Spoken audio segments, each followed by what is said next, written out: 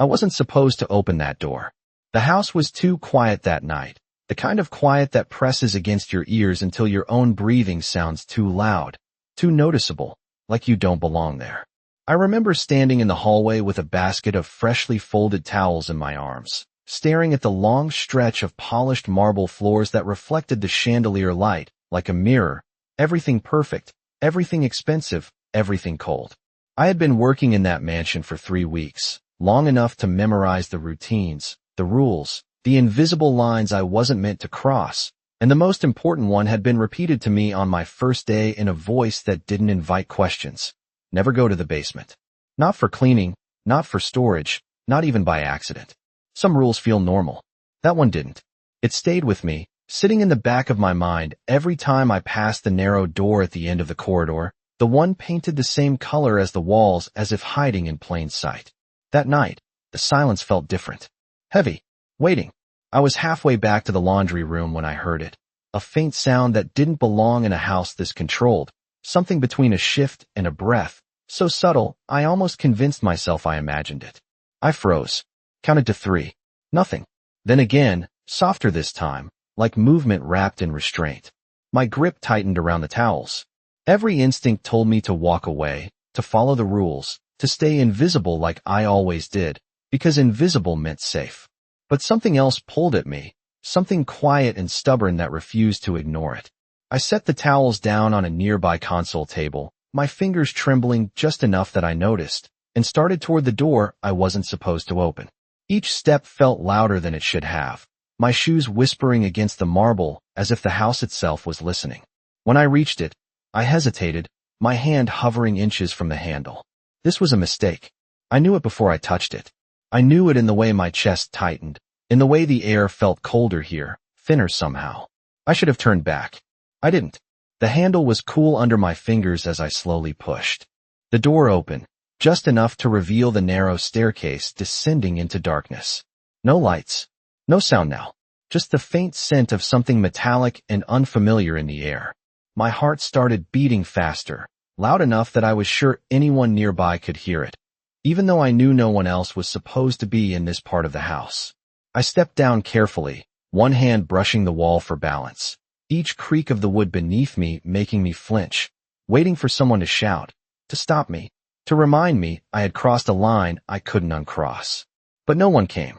At the bottom, there was a single dim light, barely enough to shape the room, casting long shadows that stretched across the concrete floor. And then I saw him. At first, it didn't make sense.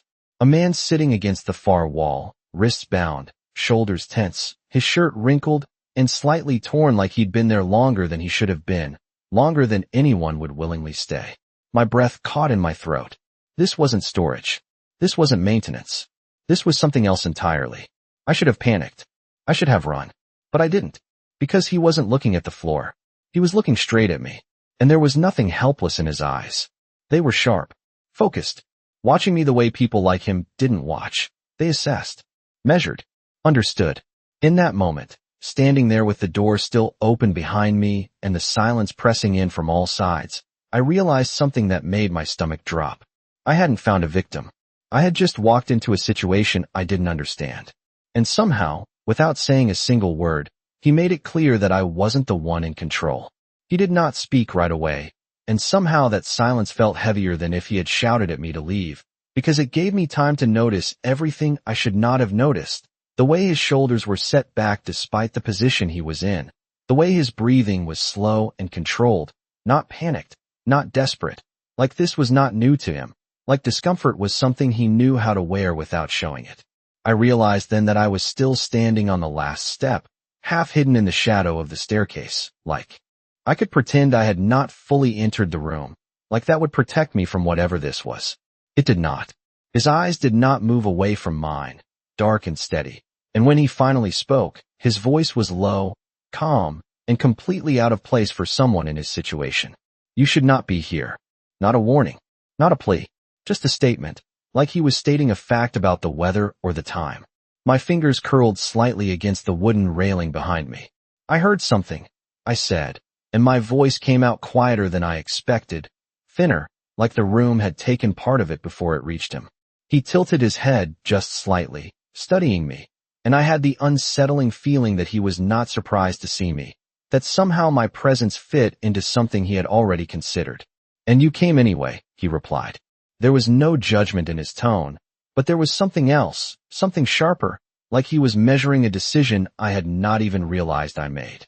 I swallowed, forcing myself to take another step down until both of my feet were on the basement floor, the cool concrete sending a chill through my shoes.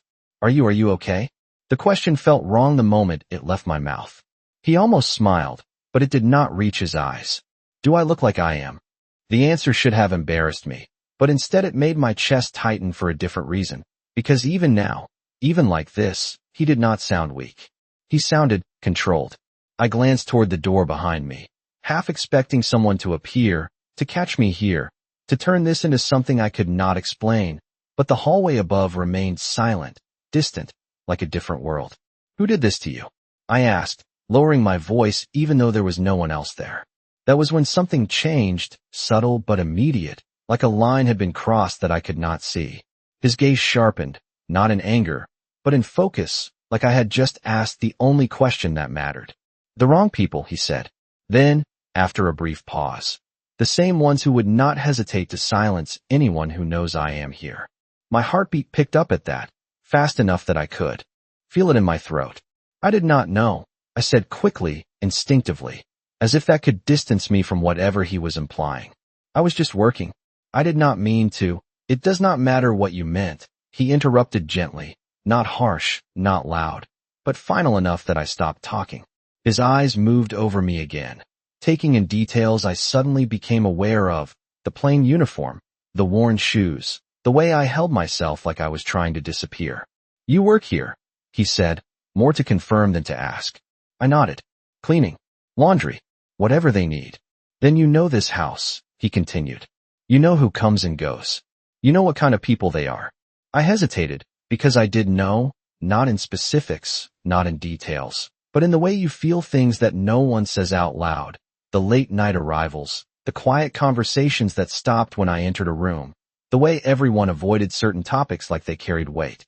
"I know enough," I admitted.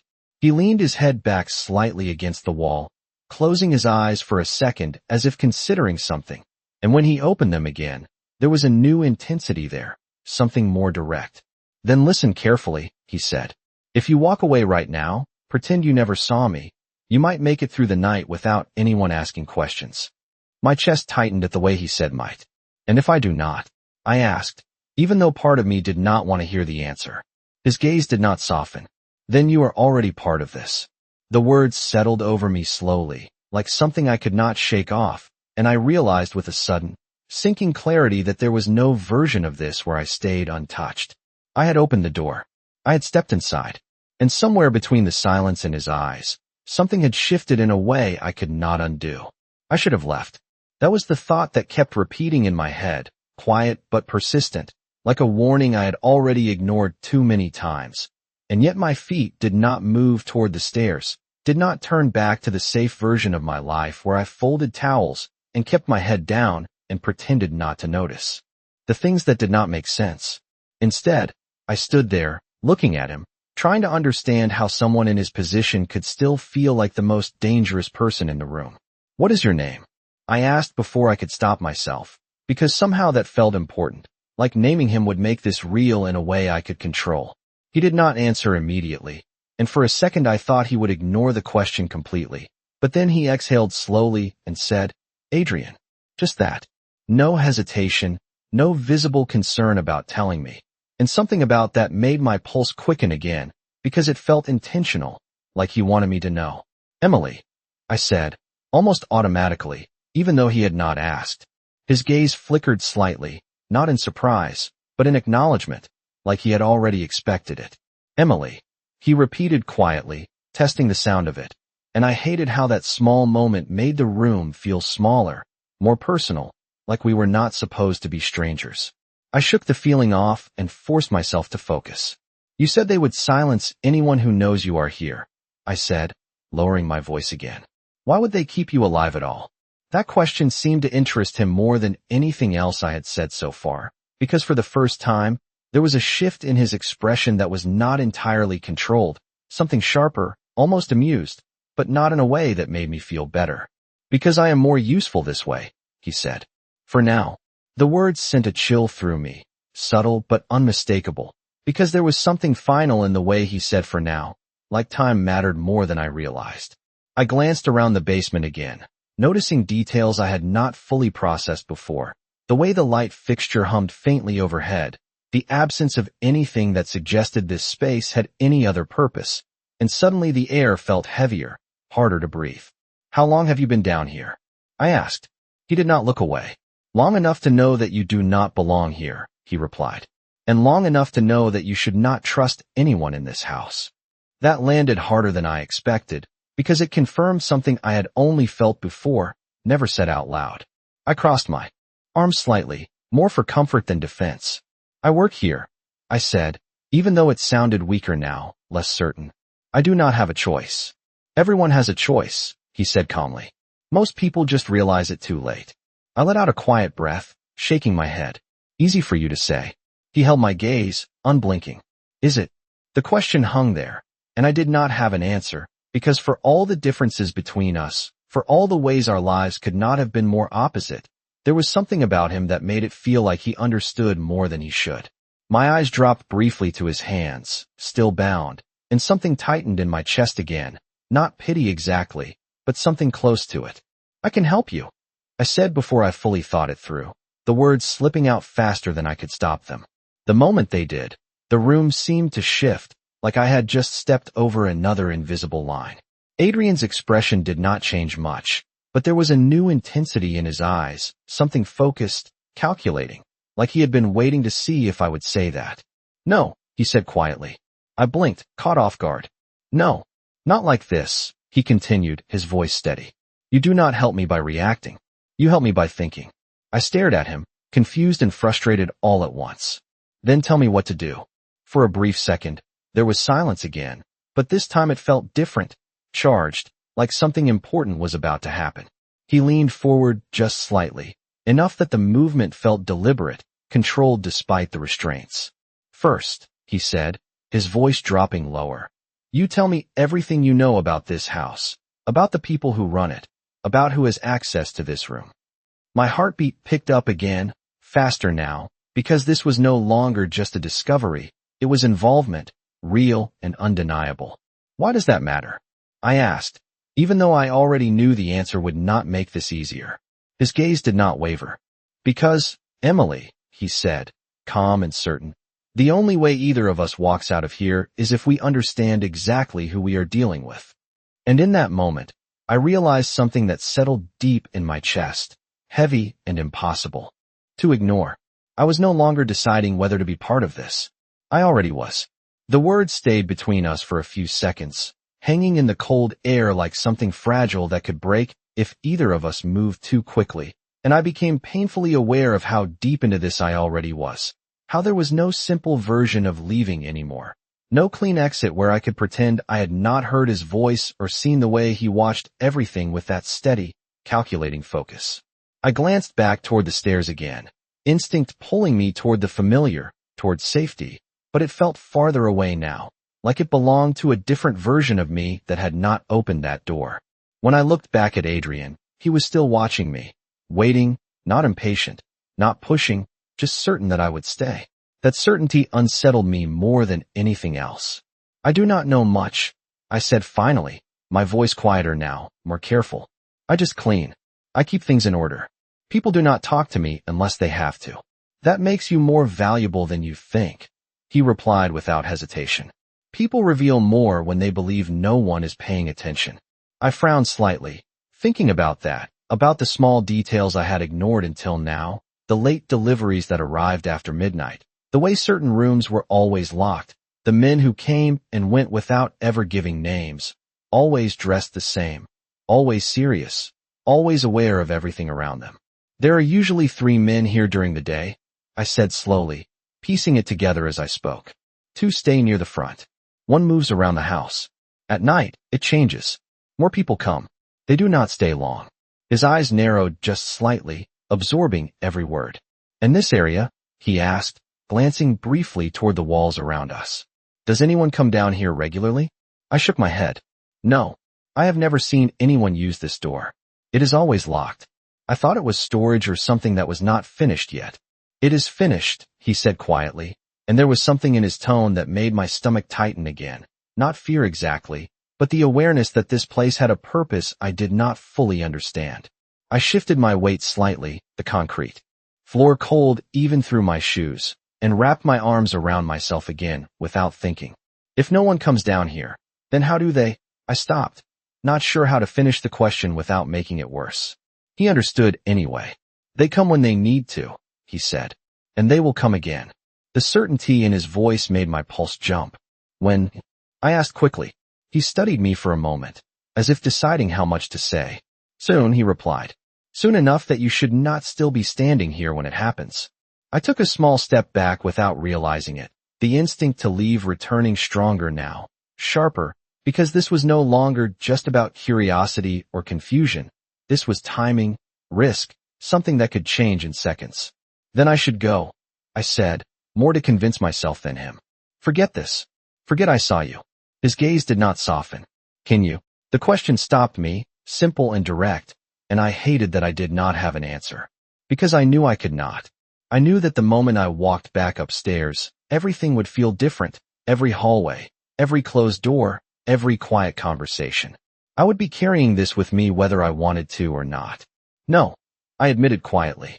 For the first time, something in his expression shifted in a way that almost resembled approval, not satisfaction exactly, but recognition. Good, he said. That means you are paying attention. I let out a slow breath, my mind racing now, trying to process everything at once. If they come back, I said, forcing the words out steadily, what happens to you? He held my gaze, and for a brief second, there was something deeper there, something heavier, like a truth he did not need to explain for me to understand. That depends on whether I am still here, he answered. The meaning settled over me slowly, unmistakable. My heart started beating faster again, louder, and I realized that standing here, doing nothing, was not neutral. It was a choice, just like leaving would be. And if you are not? I asked. His eyes did not waver. Then neither of us gets a second chance.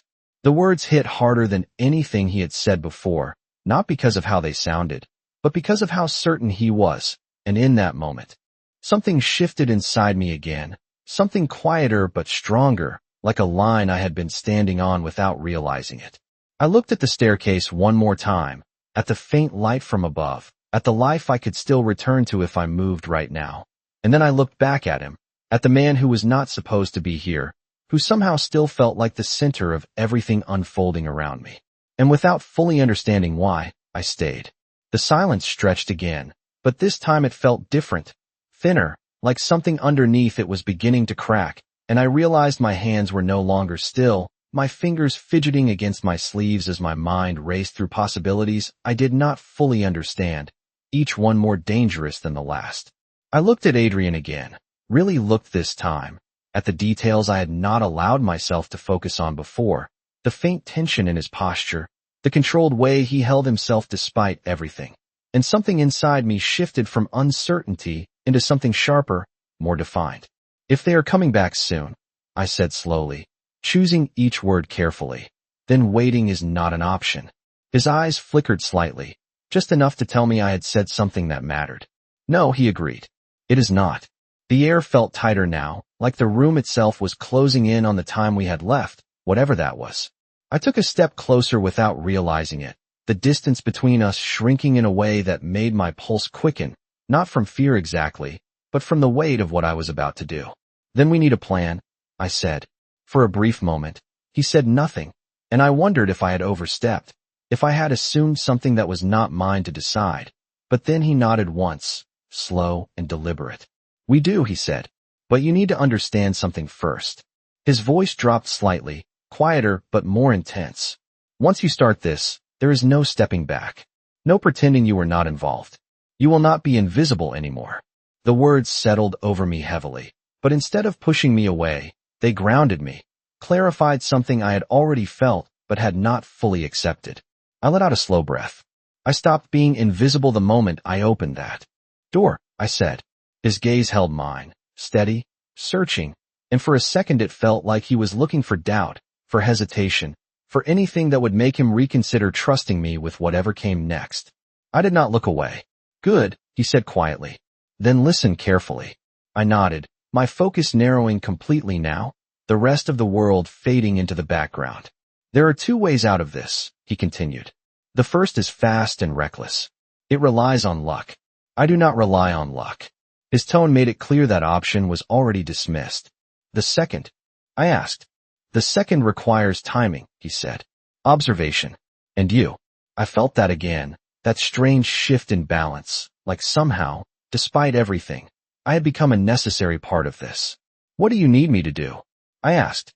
He glanced briefly toward the staircase, then back at me. "You go back upstairs," he said. "You act exactly the same. No changes.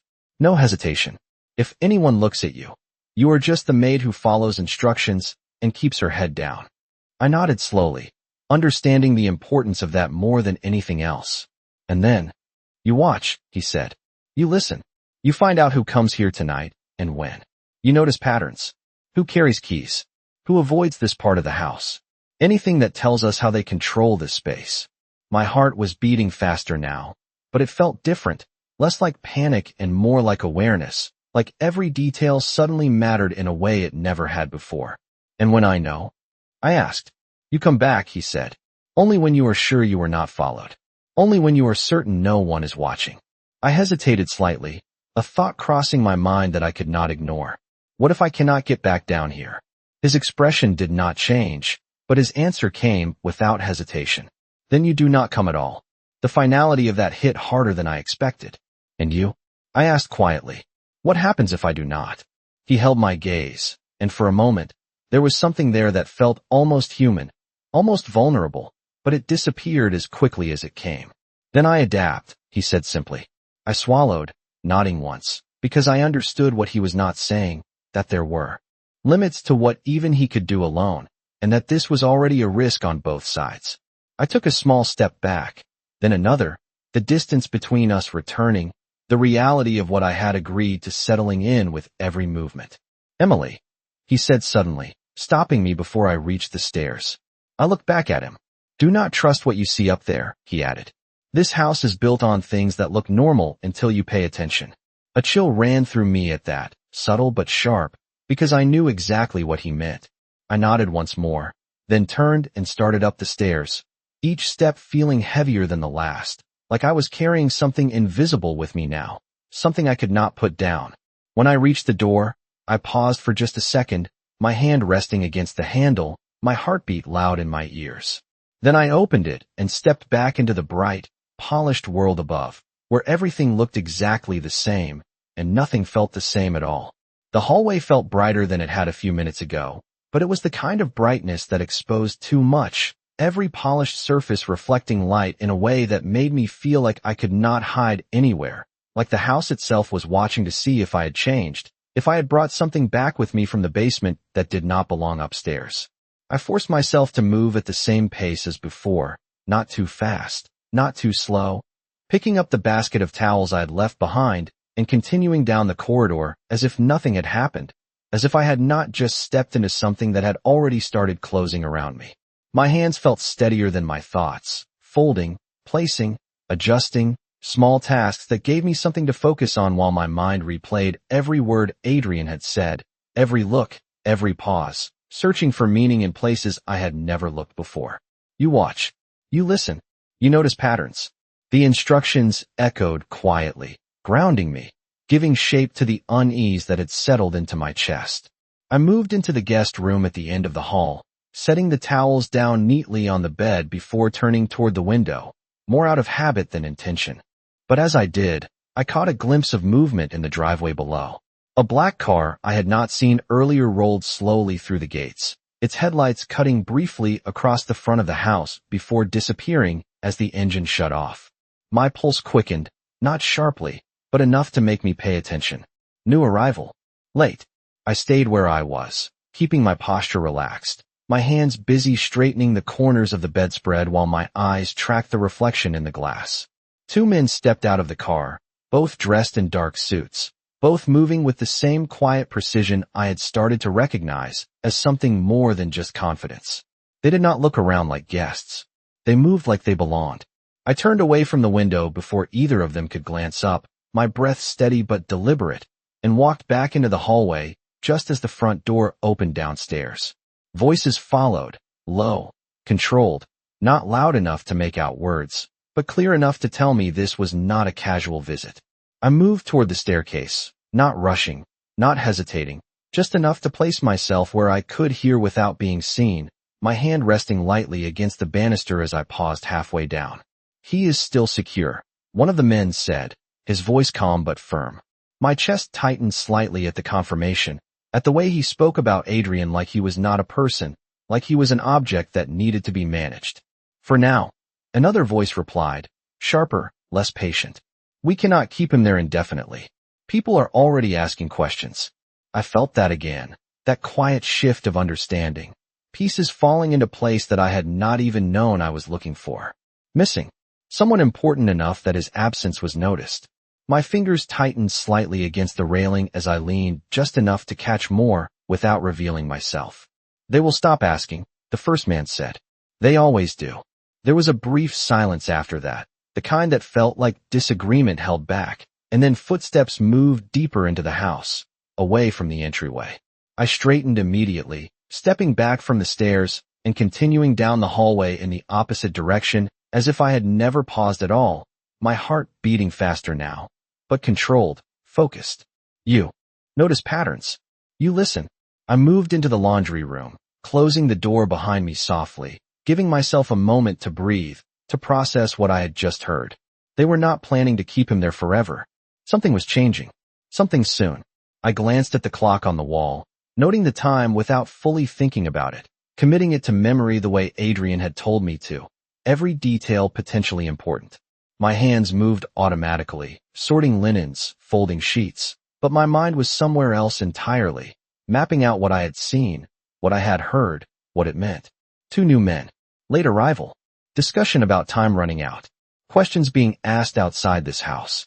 I exhaled slowly, steadying myself, because this was no longer just about understanding, it was about timing, about knowing when to move and when to wait. And for the first time since I had opened that door, I realized something with complete clarity.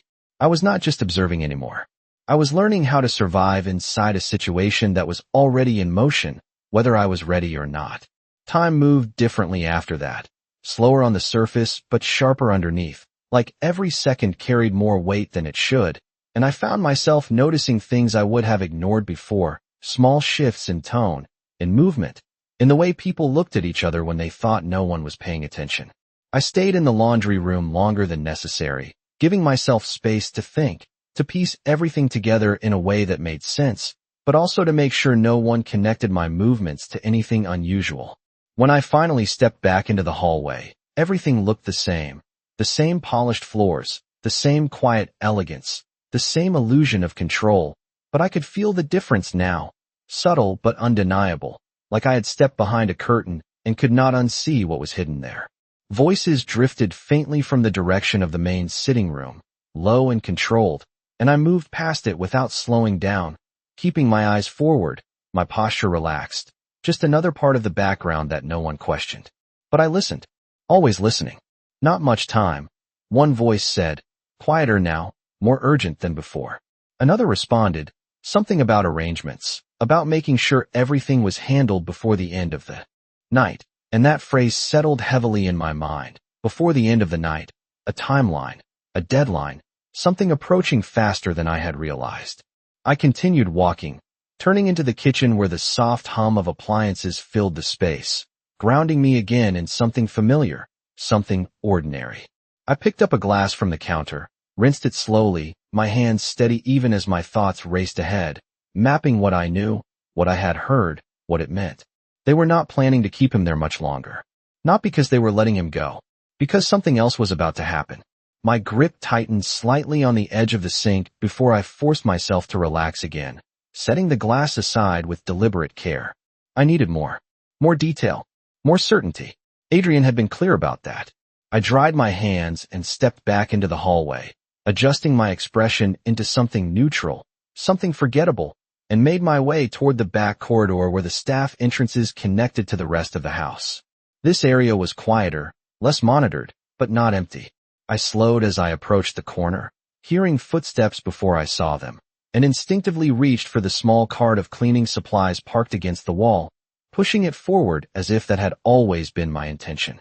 Two of the men passed by without stopping, their conversation low but not silent. "We check again at 11, one said. "No mistakes this time." 11. The number locked into place immediately, sharp and clear. "And after?" the other asked. A brief pause. "After, it will not matter." They kept walking, their footsteps fading as they turned toward the front of the house, leaving me standing there with the cart, my hands resting lightly on the handle as I processed the weight of what I had just heard. 11 was not far. Less than 2 hours away. My heartbeat picked up again, faster now, but focused, controlled, because this was the kind of detail Adrian had been waiting for, the kind of timing that turned uncertainty into something actionable. I pushed the cart forward slowly, continuing down the corridor to maintain the appearance of routine, but my mind was already moving ahead, calculating, connecting everything I had gathered so far. New arrivals, increased activity, conversations about time running out, a specific hour. It all pointed to the same thing. Whatever they were planning, it was happening tonight. I turned into a small storage room at the end of the hall, closing the door behind me just enough to create a barrier between me and the rest of the house. And for a moment, I let myself breathe, really breathe, letting the reality of it settle fully. This was no longer something I could observe from a distance. This was a countdown. I glanced at the clock mounted above the shelves, watching the minute hand move with quiet precision, each second ticking forward whether I was ready or not. 11. I needed to get back to him before then. I needed to tell him everything. But more than that, I needed to make sure I could get there without anyone noticing, without drawing attention, without making a mistake that would end this before it even had a chance to begin. I straightened slowly, my thoughts aligning into something clearer now, more deliberate, and as I reached for the door handle, one realization settled firmly in my mind, steady and undeniable. This was no longer about whether I could help him. It was about whether I could move fast enough to keep up with what was already coming. I waited until the hallway outside the storage room fell completely silent before I moved again, counting 3 slow breaths just to be sure, the kind of careful pause that felt unnatural but necessary, like I was learning a new rhythm that did not belong to the life I had been living just hours ago. When I opened the door, I did it slowly, just enough to see the corridor beyond, my eyes scanning for movement, for anything out of place, but everything looked still, controlled, almost too controlled, and that alone made my chest tighten. I stepped out, closing the door quietly behind me, and began walking back toward the main part of the house, keeping my pace steady, my expression neutral, my attention split between what I could see and what I could feel. 11 was getting closer. I could feel it in the way the house had shifted, in the increased movement just beneath the surface, in the quiet urgency that had replaced the earlier calm. This was no longer routine. This was preparation. I passed through the kitchen again, catching a glimpse of one of the men standing near the counter, speaking into his phone in a low voice, his back partially turned, his posture tense in a way that confirmed what I already knew. Something was about to happen. I did not slow down, did not look twice, just continued past as if I had a task to complete somewhere else, because that was what I had learned here. The less you appeared to notice, the less anyone noticed you. As I reached the end of the corridor that led toward the staircase, I hesitated for half a second, not enough to draw attention, but enough to listen. Footsteps echoed faintly from the upper level, then faded, leaving the space below quiet again. This was my window. I moved toward the staircase, descending with controlled steps, each one placed carefully to avoid sound, my hand barely brushing the railing, my breathing even, measured, because any mistake now would not just be noticed, it would be remembered. When I reached the bottom, I paused again, listening, the silence pressing in around me, heavy but empty, and then I turned toward the hallway that led to the basement door. The closer I got, the more aware I became of everything. The faint hum of electricity in the walls, the distant echo of voices from another part of the house, the way my own heartbeat seemed louder than anything else. I reached the door and stopped, my hand hovering just above the handle, The memory of the first time I had opened it flashing through my mind. How different everything had been then, how unaware I had been of what I was stepping into. Now there was no uncertainty left. Only choice. I pushed the door open just enough to slip through, closing it quietly behind me before beginning my descent down the narrow staircase. Each step pulling me deeper into the dim, enclosed space below. The light at the bottom was still on, casting the same low glow across the concrete floor, and when I reached it, he was exactly where I had left him, still, controlled, watching. His eyes found mine immediately, as if he had been expecting this moment, as if time for him had not moved at all. "You came back," he said, his voice calm, but carrying something underneath it, something that felt almost like confirmation. I nodded once, stepping closer. The urgency rising again now that I was here, now that I could finally say what I had learned. "They are coming back before 11, I said quietly. "More than just the ones already here. They are preparing for something. They said there would be no mistakes this time." His expression sharpened slightly, the focus in his eyes intensifying in a way that made the air feel tighter. "What else?" he asked. "They are talking about you," I continued. "About how they cannot keep you here much longer. About people asking questions." I paused, watching his reaction, trying to read what it meant, but he gave away very little, just a subtle shift in his posture, a slight narrowing of his gaze. "And the time?" he pressed. 11, I said. The word felt heavier now, more real now that it was out loud, shared between us. For a moment, there was silence again, but it was different this time, charged, purposeful, like something was aligning in his mind, pieces falling into place. Then he exhaled slowly, his gaze never leaving mine. "That is sooner than I hoped," he said. My chest tightened at that, a flicker of doubt rising before I pushed it down. "Can we still do this?" I asked, the question slipping out before I could stop it. He held my gaze, steady and certain, and for the first time since I had met him, there was something unmistakable in his expression, not doubt, not hesitation, but decision. "We have to," he said. And in that moment, standing there in the dim light with the weight of time pressing in around us, I understood something with complete clarity. This was no longer just about getting him out. It was about whether we could move before everything closed in. For a moment, neither of us moved, the weight of everything we knew pressing into the small space between us, and I realized that whatever happened next would not feel like a decision when it happened. It would feel like something we had already set in motion the second I chose to come back down those stairs. Adrian shifted slightly, not struggling, not forcing anything, just adjusting in a way that felt deliberate, controlled, like even now he refused to waste energy on anything that did not matter. "Listen carefully," he said, his voice low but precise, the kind of tone that cut through everything else. "We do not have time for hesitation. Timing is everything now." I nodded quickly, my focus narrowing completely on him, on every word, because this was the moment everything changed from understanding to action. "There will be a shift upstairs before 11, he continued. "More movement, more attention on the main areas. That is when control weakens in places like this." I swallowed, following his logic, already picturing the house, the corridors, the doors, the way people moved when they thought something important was about to happen. "And this door?" I asked, glancing back toward the staircase. "It will still be locked from the outside," he said. "But locks are only useful if no one questions them."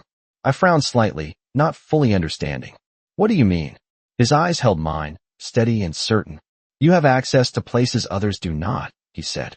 "You move without being noticed. If you are seen near this door, it is not suspicious if you look like you are doing your job." The realization hit me slowly, but clearly. I was not just part of the plan. I was the key to it. My heartbeat picked up again, but this time it felt different. Not panic, not fear, but something sharper, more focused. "What do you need me to do?" I asked. He exhaled once, slow and controlled, like he was aligning everything in his mind before answering. "At 10:50, he said, "you come back here with something that justifies your presence. Cleaning supplies, linens, anything that makes sense." I nodded, committing the time to memory immediately. "You unlock the door. You step inside. And you do not hesitate." The last part landed heavier than the rest, because I knew exactly what he meant. Hesitation would be the difference between success and failure. "And after that?" I asked quietly. For the first time, his gaze shifted slightly, not away from me, but past me, like he was already seeing the next steps, the ones beyond this room. After that, he said, everything moves quickly. There was something in the way he said it that made my chest tighten, not because it sounded dangerous, but because it sounded final, like there would be no time to question anything once it started. Emily, he added, and the way he said my name made me focus even more, grounding me in the moment. Once you open that door at the right time, you do not look back. You stay with me. You follow exactly what I say. I hesitated for the smallest fraction of a second, not because I doubted him, but because I understood what that meant, how completely I would be placing myself in something I could not control. He saw it immediately. Of course he did. You asked if we can still do this, he said quietly. This is how. I took a slow breath, steadying myself, and then nodded. Okay, I said. The word felt simple, but it carried more weight than anything I had said all night.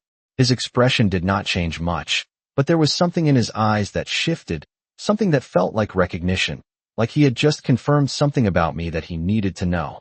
Then go, he said. Do not come back until it is time. I stepped back slowly, the distance between us returning again, but it did not feel the same as before.